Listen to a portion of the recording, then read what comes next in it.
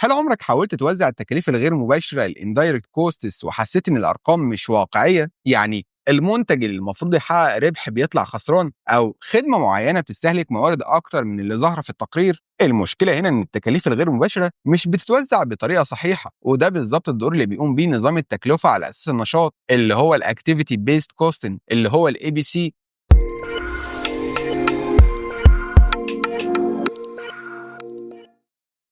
واحدة من أكبر المشاكل اللي بتقابل أي محاسب تكاليف أو مدير مالي هي التكاليف الغير مباشرة اللي هي الاندايركت كوستس. بتكون دايما صعبة في التوزيع وغالبا بتتوزع بأسلوب تقريبي يبعدنا عن الحقيقة، وهنا بيجي دور نظام التكلفة على أساس النشاط اللي هو الاي بي سي. النظام ده غير طريقة التفكير في المحاسبة الإدارية، هو مش مجرد أداة لتوزيع التكاليف، هو عبارة عن إطار بيخليك تفهم فعلا إيه اللي بيستهلك موارد المصنع بتاعك وليه. الاي بي سي بيعتمد على مفهوم بسيط لكن قوي جدا، ان الانشطه او الاكتيفيتيز هي اللي بتستهلك الموارد، والمنتجات او الخدمات هي نتيجه للانشطه دي. فبدل ما نوزع التكاليف بشكل عام بنربط كل تكلفه بنشاطها الحقيقي، وده من خلال محركات التكلفه اللي هي الكوست درايفرز. في الكورس ده هنتعلم خطوه بخطوه ازاي تصمم وتطبق نظام الاي بي سي داخل المصنع اللي انت شغال فيه، وازاي تستخدم نتائجه في دعم قرارات حقيقيه زي تسعير المنتجات اللي هو البرودكت برايسنج، او تحليل الربحيه البروفيتابيلتي اناليسيس، وتخصيص الموارد بكفاءه. هنتكلم عن مفاهيم اساسيه زي الكوست بولز اللي هي مجمعات التكاليف واللي بنجمع فيها التكاليف اللي تخص نشاط معين، وكمان محركات التكلفه اللي هي الكوست درايفرز واللي بتوضح السبب ورا التكاليف والفرق ما بين المدخلات الانبوتس والمخرجات الاوت بوتس داخل نموذج الاي بي سي. وهنتعرف على النوعين الاساسيين للمخرجات اللي هي التقارير تحليل التكاليف الكوست اناليسيس ريبورتس، وكمان مخرجات دعم القرار اللي هو الديسيجن سبورت اوتبوتس. بعد كده هنتعلم ازاي نجمع البيانات اللي محتاجينها ونراجع بيانات المصدر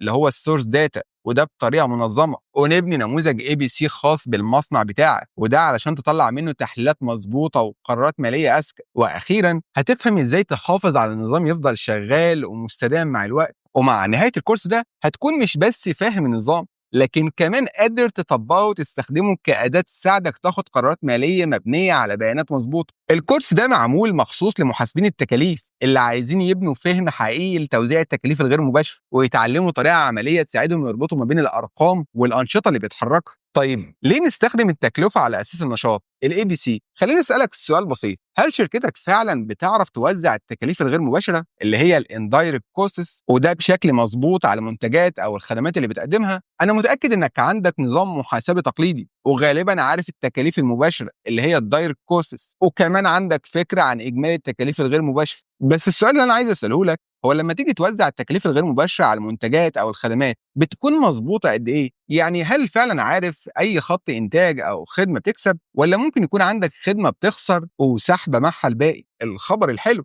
انك مش لازم تفضل مش عارف. لما تبدا تستخدم نظام التكلفه على اساس النشاط اللي هو الاي بي سي، فوعدك انك هتقدر تجاوب على الاسئله ديت بثقه. نظام الاي بي سي بيخصص التكاليف الغير مباشره على المنتجات او الخدمات اللي فعلا بتستهلكها، وفي البدايه ممكن تحس النظام ده نظري او معقد شويه، لكن الحقيقه انه بسيط جدا لما تفهم طريقته وتجهز له صح. فسيبني امشي معاك خطوه بخطوه واشيل عنك التعقيد ده، وده علشان بنهايه الكورس تبص على الداتا بتاعتك بمنظور جديد تماما. واكتر حاجه هتحس بيها في الاخر انك بقيت واثق في ارقامك وفاهم بشكل مظبوط القيمه الحقيقيه والفوائد اللي نظام الاي بي سي ممكن يقدمها للمصنع بتاعك. سؤال، طيب ازاي نظام الاي بي سي ممكن يساعد البيزنس بتاعي؟ خليني اسالك تاني، عمرك فكرت ايه السبب ان التكاليف الغير مباشره الاوفر هيدز بتزيد في شركتك او المصنع بتاعك، او اذا كنت بتحط اسعار المنتجات والخدمات بشكل فعلا عادل ومناسب؟ الجواب ببساطه نظام التكلفه على اساس النشاط اللي هو الاي بي سي ممكن يساعدك تفهم ده بوضوح. يعني لما توزع التكاليف الغير مباشره على المنتجات اللي فعلا بتستهلكها، الاي بي سي بيديلك درجه اعلى من الدقه في تحديد تكاليف الانتاج اللي هو البرودكشن كوستس، وده مهم جدا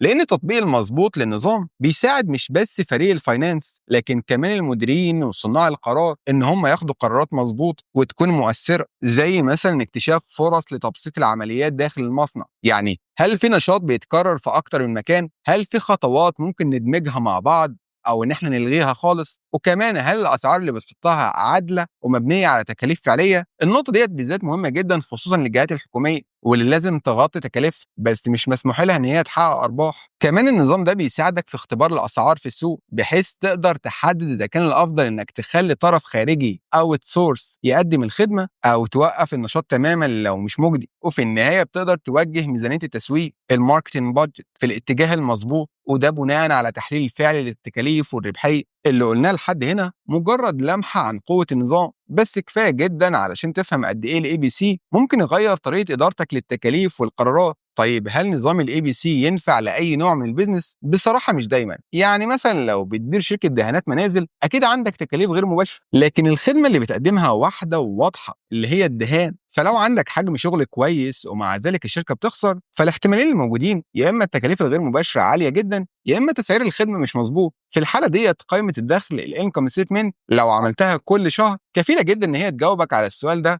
ومش هتحتاج فعليا تطبق نظام الاي بي سي وبشكل واضح. نظام الاي بي سي بيفيد اكتر في المصانع وفي الهيئات الحكوميه اللي فيها التكاليف الغير مباشره بتمثل نسبه كبيره جدا من اجمالي المصاريف، وبيكون عندها خطوط انتاج او خدمات متعدده. وخلينا ادي لك مثال عملي. بافتراض انك شغال في مكتب محاسبه بيقدم خدمات مختلفه زي المراجعه، اعداد القوائم الماليه وغيرها. التكاليف المباشره اللي هي دايركت كوستس لتقديم كل خدمه غالبا سهله جدا تتحسب لان الموظفين عاده مخصصين لخدمه معينه. لكن لو عايز تعرف التكلفه الكامله اللي هي التوتال كوست اللي تقدر تبني عليها تسعير مظبوط، لازم تفهم الاول ايه اللي بيزود التكاليف الغير مباشره. فمثلا خدمات المراجعه ممكن تستهلك جزء كبير جدا من مصاريف الاي تي لان فيها تسجيل بيانات وتتبع للمهام ومتطلبات التزام بالقوانين. فالمصاريف ديت لازم تتوزع على نشاط المراجعه نفسه مش على كل الخدمات بالتساوي. فلما تبدا تفهم الانشطه اللي بتزود التكاليف الغير مباشره، فنظام الاي بي سي بيساعدك تحدد الاسعار بشكل مظبوط وتعرف فعلا ايه الخدمات او المنتجات المجديه تجاريا. الخلاصة، نظام التكلفة على أساس النشاط مش مجرد أداة، دي وسيلة تفكير جديدة بتخليك تفهم البيزنس بتاعك من جوه، بتربط ما بين الموارد اللي بتتصرف والأنشطة اللي بتحصل والقيمة اللي بتتولد منها. وده بالظبط الفرق ما بين محاسب تقليدي ومحاسب إداري محترف بيفكر بطريقة السي ام اي. وبالمناسبة لو حابب تطور مهاراتك في تحليل التسعير باستخدام اكسل، انا مجهز لك كورس مدفوع. في الكورس ده هتتعلم ازاي تاخد قرارات تسعير تساعدك على تعظيم ارباح شركتك، وده باستخدام ادوات تحليل بيانات داخل اكسل زي تحليل سيناريوهات السيناريو اناليسيز، وكمان تحليل الفروق الفاريانس اناليسيز، وكمان تحسين الاسعار اللي هو البرايس اوبتمايزيشن. هتعرف كمان تاثير التسعير على العرض والطلب وازاي تطبق الاستيفاء الخطي وده لتحديد السعر المثالي، وهتفهم انواع التمييز في التسعير وتتنبأ بتاثير رفع الهامش الربح على المنافسين. الكورس ده معمول مخصوص لمحللي التسعير ومحاسبين التكاليف اللي عايزين يربطوا ما بين التحليل المالي وقرارات التسعير. فلو حابب تعرف تفاصيل اكتر تواصل معايا من خلال اللينك الموجود تحت الفيديو. اشوفك الفيديو اللي جاي. سلام.